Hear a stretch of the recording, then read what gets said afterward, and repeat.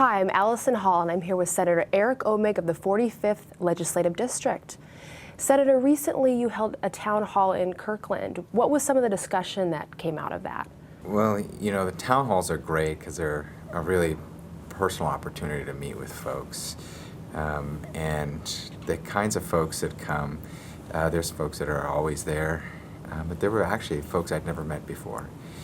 And, I get a lot of email, a lot of phone calls, and have an opportunity to have folks come in person is valuable.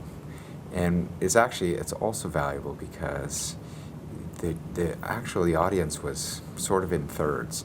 There was a third of the group that wanted to raise taxes significantly, a third of the group that wanted zero taxes, and another kind of third in the group that was, well, maybe you do take a balanced approach, raise some, cut some, and what's really interesting, I think, in a town hall forum is each group gets to hear what the other group is thinking, and they go, oh, I didn't quite see it like that before. And that kind of neighborhood communication is really valuable.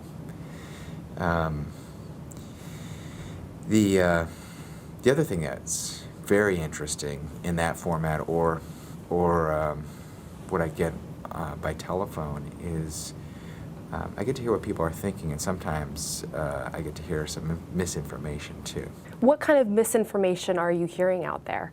Some of the kinds of things that I think, misinformation that came up in the town hall, that I hear in email quite a bit, is this notion that in the last 2 years, 4 years, 6 years, 8 years, state government spending has just exploded. And we're off the charts, and this problem that we're having now, the budget problem, is locally created. The reality is actually quite different. If you do inflation-adjusted, population-adjusted numbers, our spending is down for, at least the last 15 years.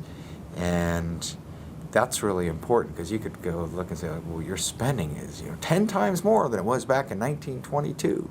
And it's like, well, there's inflation, and there's new people in the state, and there's new caseloads. And so this budget problem really is one that's created by economic forces, global forces, and then what we see locally with unemployment and with dropping revenues.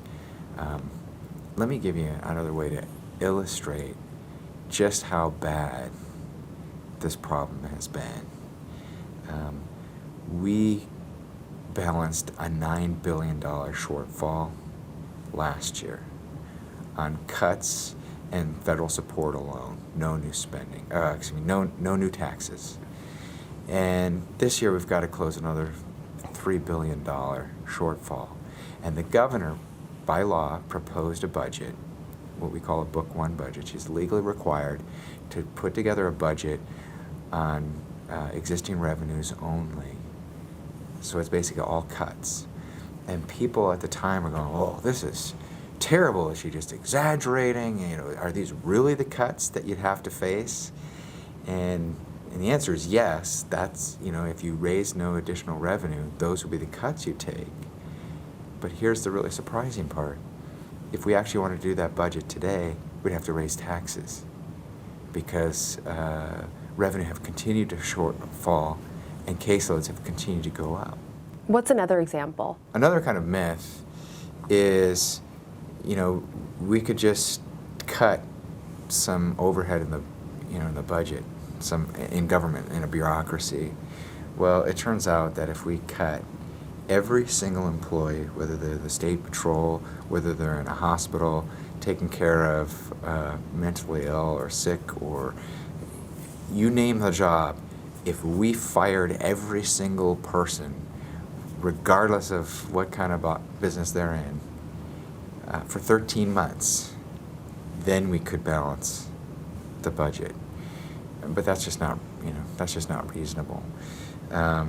So we can't get it by just squeezing out, 10% pay cuts on the backs of state employees. And in fact, if you think about taxes generally, we can do a broad-based tax like a sales tax. We could do a more targeted tax like a tax on candy, gum, or cigarettes. We could do a tax geared to a certain kind of a business activity. Or we can do a tax on employees, state employees, by cutting their benefits or cutting their pay or forcing furloughs. And earlier this year, that's exactly what we did do. We did a very targeted tax on the backs of working families who work for the state. And, that's not nearly enough to close a $3 billion problem. So we're cutting. We cut a lot of programs. And so we'll be cutting spending. We also did some optimizing, some improvements in the delivery of service. That's not going to get us there either. So just here at the last bit of session, we're trying to figure out how we balance out and pay for the programs we want to save, or figure out how we go cleave some more off. Thank you for joining me today. If you would like to contact Senator Eric Oemig, please use the contact at the bottom of your screen. We'll see you next week.